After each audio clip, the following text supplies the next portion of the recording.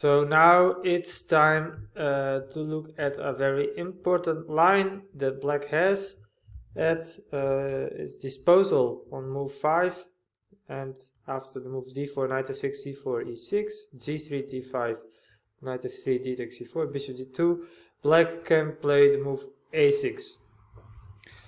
And this move, black is preparing to play the move b5, holding on to the c4 pawn. So therefore it's very critical, because well, black could easily end up a pawn up. So therefore, white needs to react energetically, and well, the move that I will suggest for white is knight e5 in this position. So I have faced this move a couple of times in my own practice, and mostly I castled here. Note of course that queen a4 check is to pick up the c4 pawn is not possible here. After queen a4, black can just reply b5, and that makes our move look really silly. But however, we can play castle. Well, now actually the main move is knight c6, and now bishop g5. And here, this move bishop g5. It's definitely not the main line, but always I like this move a lot, and well, I'll try to explain to you why. The main move is e3, but I am not too happy about my bishop on c1. Therefore, I would like to trade the bishop for the knight on f6, and only after bishop g5 I will continue with the move e3. So recently I had a game here where my opponent played h6, and this is actually a perfectly logical move. I had not studied it. It's very strange, because what could be more logical than attacking this bishop on g5, but somehow it skipped my attention. I continued with bishop take f6, queen f6, and now I played the move e3, and later on I came to the conclusion that I should have gone knight c3 here, rook b8, and now e3. It's slightly better, or instead of e3 even knight e4, attacking the queen, queen d8, e3.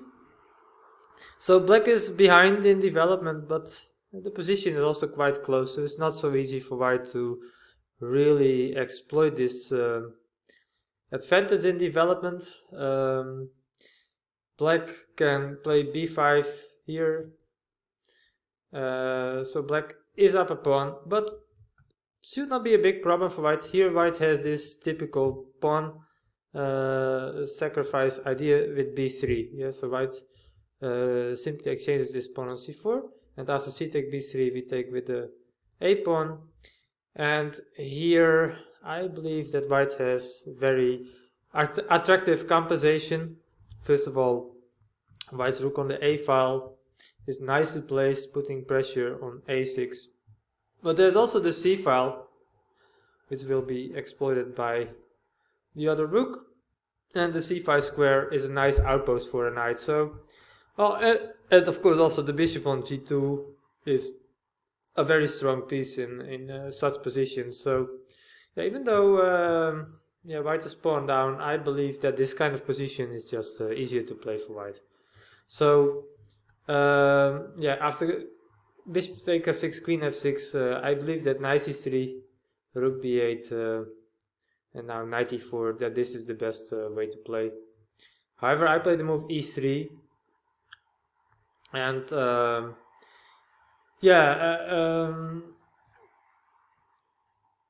the game went rook b8, and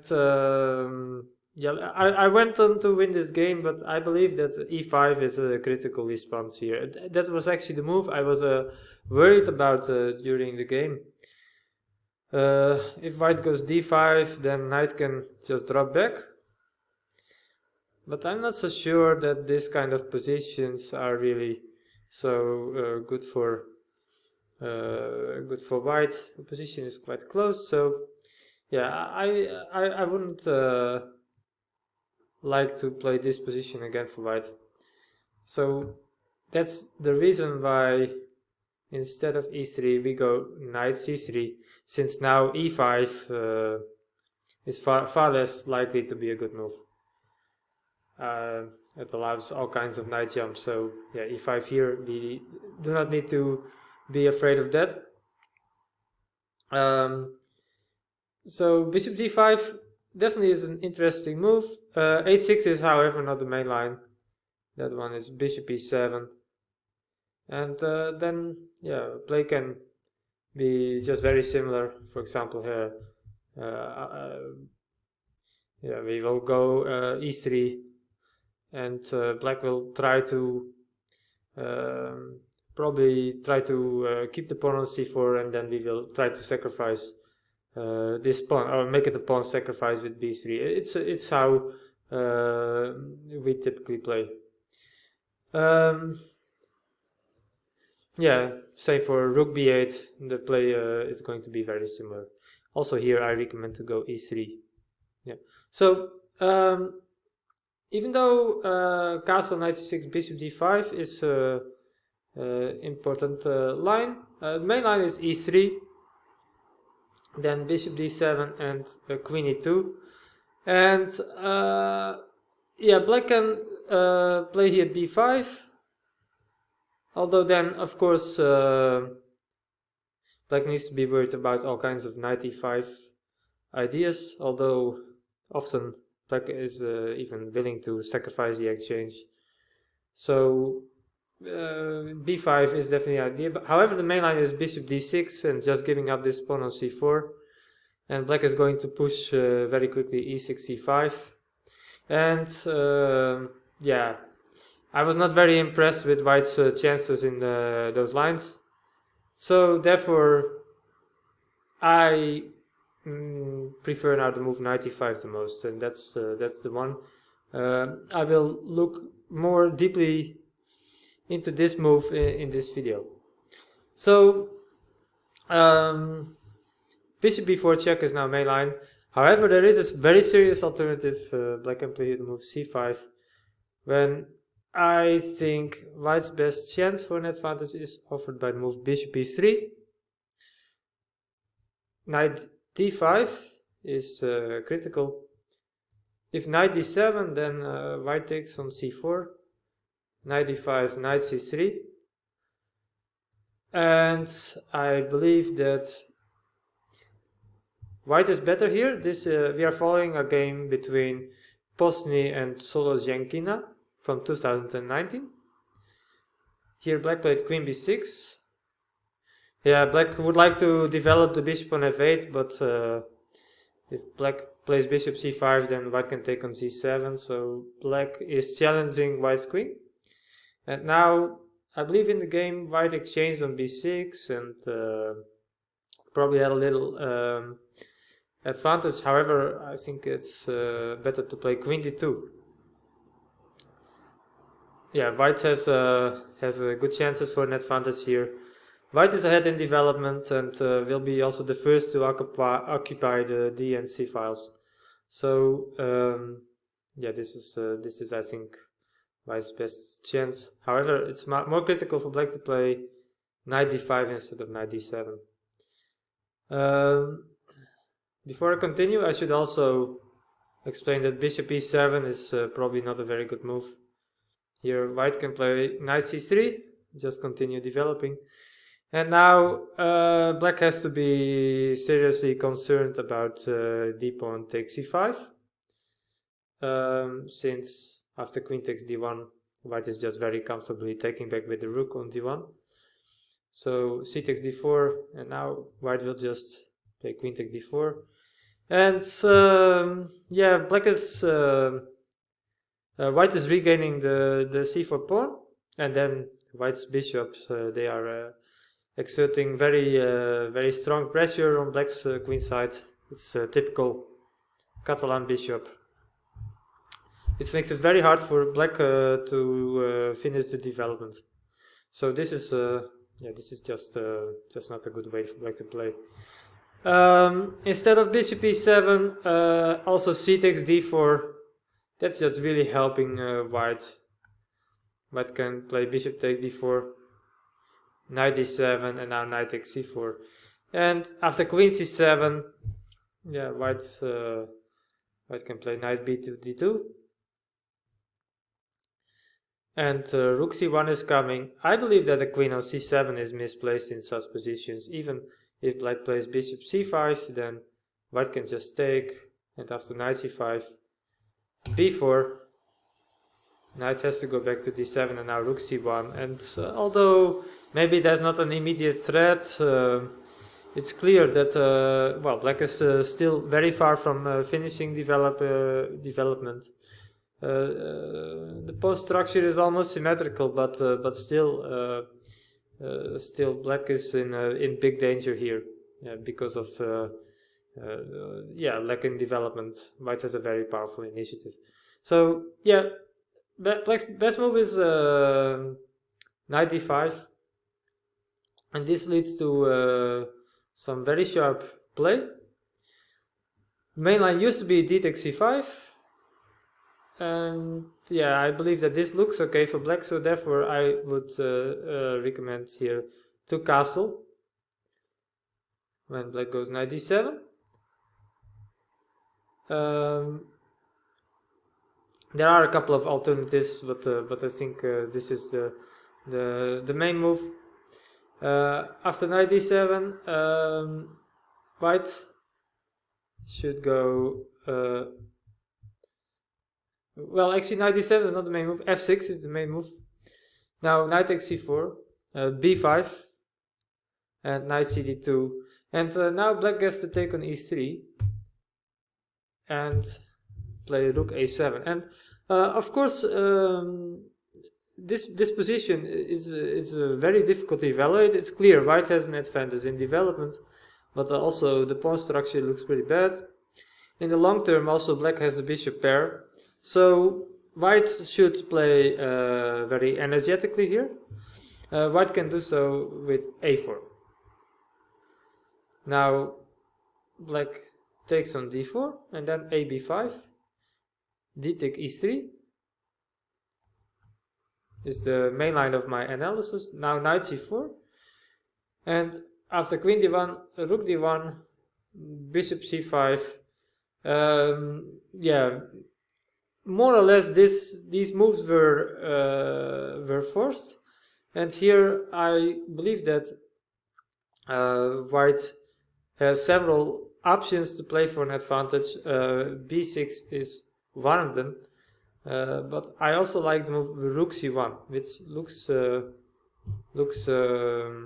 very strange, but there is some logic, of course, in this move, since the bishop on c5 and bishop on c8 are both unprotected. And black's best defense here is to take on b5, which I think is not an easy move to make, because white will then play knight c4 back to a3, and now actually black should give up a piece, and also black should do it in the right way, because if black plays knight d7, then white can play b4, and that should be winning for white. But king e7 is a good move, and then after rook takes e5, rook d8. Black is very close to equality here, but yeah, I think this is kind of impossible to find for black unless you're extremely well prepared to give up a piece like that for some fake compensation. Well, if you look closely, then you see that there is compensation. White's most natural move is something like knight c3, but it loses a piece to b4, and so yeah, and of course black is having ideas with rook d1. So there is a compensation for black. It's almost good for equality, but even here white could try a little bit. So yeah, I think that if c5 happens, that if you know your lines, that that you can still be very happy for white, even if black is playing the best moves. The main move, however, is bishop b4 check, and we are going to look at a game played between Bluebaum and Lamy from 2020. That game, white played knight c3, now knight d5, and bishop d2. Yeah, I also try to make castling work. It's of course very aggressive to play in this way, not to be bothered by knight takes c3. However, I'm not so sure it's good enough. White has compensation. I'm not sure white has enough compensation after, let's say, knight takes c3, b takes c3, bishop c3, rook b1. Bishop a3 is probably just too much, so rook b1, and now queen take d4, and yeah, now actually yeah, queen a4 check has been played many times, and even though engine in the beginning gives some advantage to white, yeah, I believe that these positions, if black knows what to do, are maybe even fun for black to play. Where black goes b5, queen a3, now queen take e5, bishop f4, queen f6, and bishop takes e7. All of this has occurred many times. And now after b4, queen a5, castle, bishop take a8, e5. Yeah, white is up in exchange. However, these positions, yeah, they are not really giving an advantage. Although even this seems interesting. However, what I think is the most interesting line is to go, instead of queen a4 check, queen take d4, and this has been played only one time. But I think that black has to be very accurate to keep the balance. So this could definitely be a very good try. After bishop d4, there's knight takes c4. And yeah, for example, here black's best move is knight d7. Other ways of developing the knight, let's say knight c6, there's bishop f4. Yeah, white is 2 pawns down, but after, let's say, e5, to stop bishop takes e7, then white can take on c6 and play bishop take e5, and in a position as follows, like this, then knight take e5, white is going to regain a pawn and have the more pleasant endgame. So yeah, knight e7 is a better move. Then rook d1, bishop c5, and yeah, knight a5. Yeah, actually, I go a bit too fast. There was a game in which black played e5. It was a game between the Chinese player Zhu and FIDE. This game was played in 2011. In that game, white played bishop a3, keeping the king in the center, so this makes perfect sense. Rook b8, e3, bishop has to go back all the way to a7. And now I believe that rook d2 is yeah, the best move. However, Zhu played the move rook d5 and also was very successful with it. f6 looks logical, and then rook b d1. And now black kind of has a difficult to make a move. In the game, FIDE played b5. However, after knight a5, it appears that white is already winning. Knight c6 is coming, and yeah, there's just no good way of continuing here. So yeah, that was a very very successful opening novelty by white. However, I believe that rook d2 is even more unpleasant. Black will have to go f6 anyway, and after rook b d1.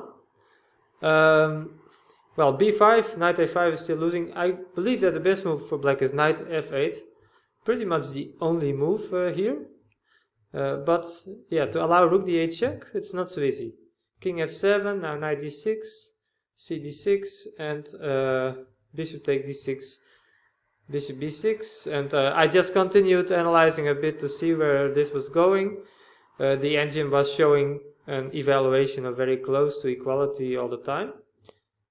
So rook e8, and here black should go bishop g4, and then after rook b8, bishop d1, bishop take b7, we have a position in which white is still a piece down. However, white is going to regain this piece.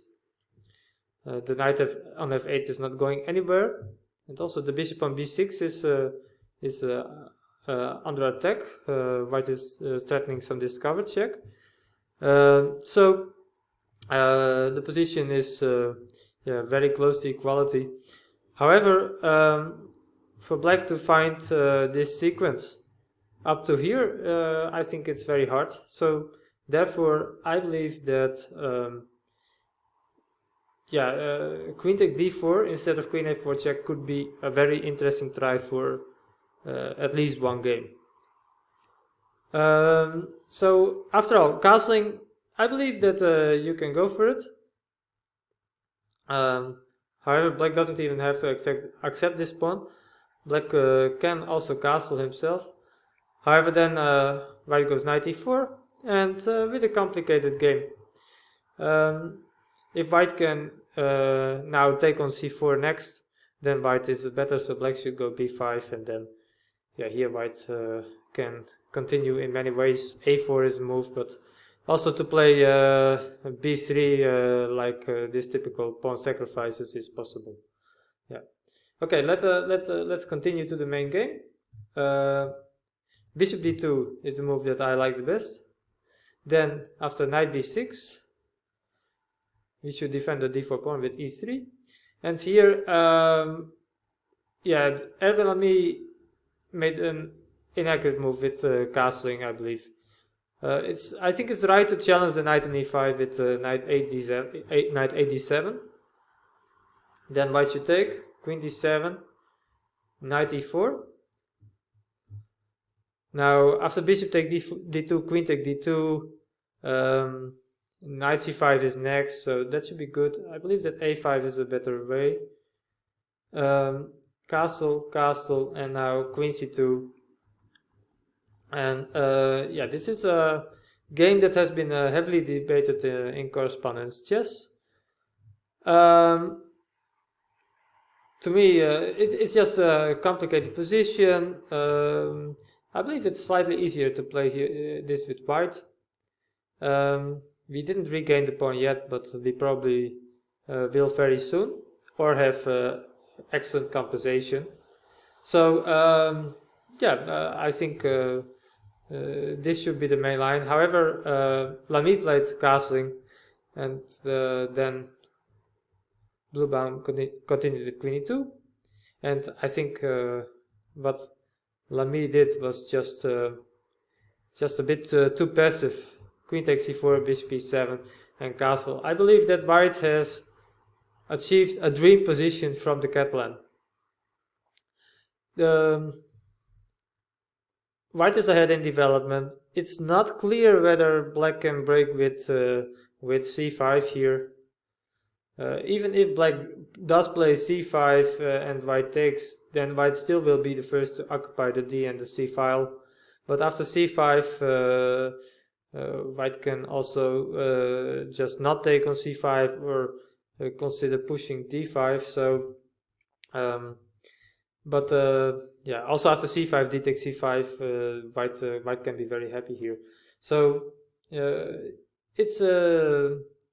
this is definitely what you would like to avoid with black. And black's next move is probably already losing mistake. E5. This just doesn't work.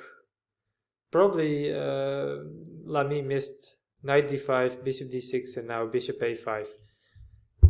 Attacking c7 and b7, b6 is not possible because of the a8 rook. Yeah, b6, that the rook on a8 is very badly placed, so that's probably loses straight away. Yeah, so Lamy played knight b6. However, now white is winning a pawn. Bishop take b6, c b6, d5, bishop b5, and now queen b4. And black played here bishop b6. I believe that b5 is also hopeless.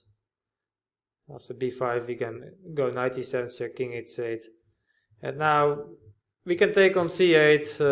That's unpleasant, but also rook d1 first. Just where does this queen go? The queen has to defend the rook on f8, so it has to go to e8, and then here rook c1.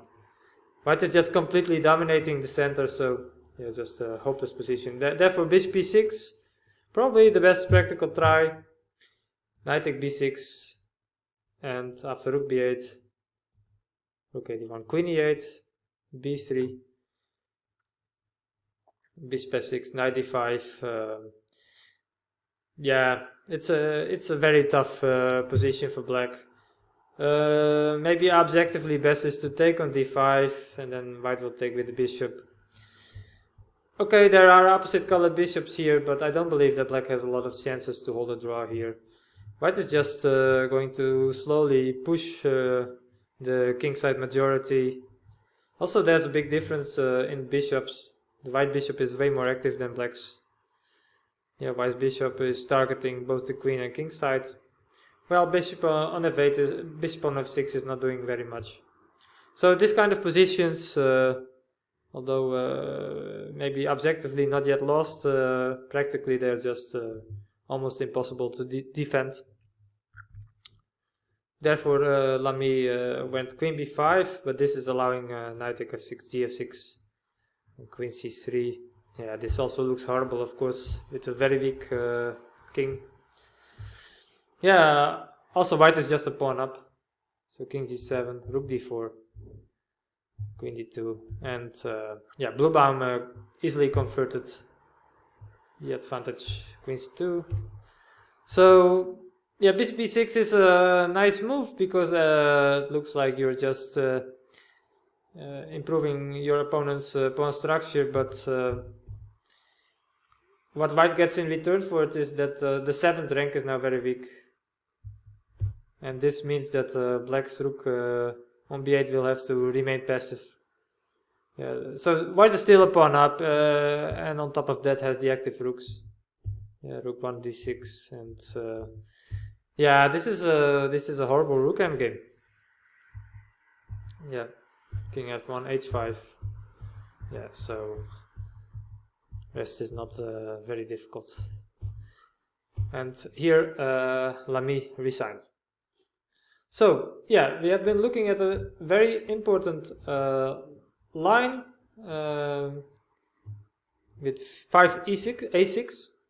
So I gave you 2 suggestions as a backup. I believe that castle knight c6 and here bishop g5 is something to explore, worthy to explore. And knight e5, this is my main line, in which also black has certain difficulties to overcome.